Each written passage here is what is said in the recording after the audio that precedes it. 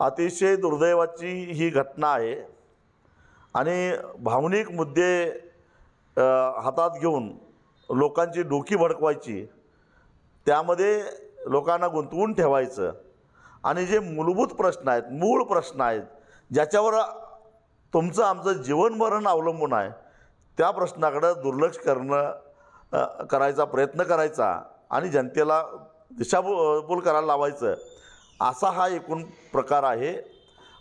आज महाराष्ट्राची परिस्थिती इतकी वाईट आहे, गेल्या 5 वर्षामध्ये देशातील एकूण शेतीकालचं क्षेत्र 6,42,000 हेक्टरनं कमी झालं आणि महाराष्ट्रातलं गेल्या 5 वर्षातलं शेतीकालचं घटलेलं क्षेत्र 3,24,000 इतकं हेक्टर घटलेलं आहे। म्हणजे देशातल्या एकूण शेतीकालच्या घटलेल्या क्षेत्राच्या निम्म महाराष्ट्रातलं घटलेलं आहे।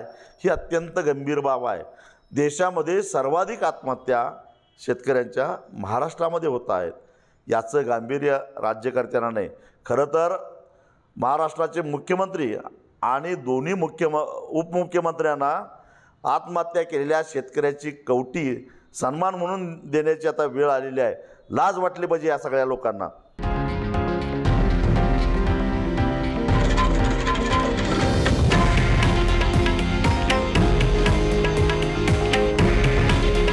हे आहे देशातील नंबर 1 न्यूज नेटवर्क आणि आपण पाहत आहात TV9 मराठी।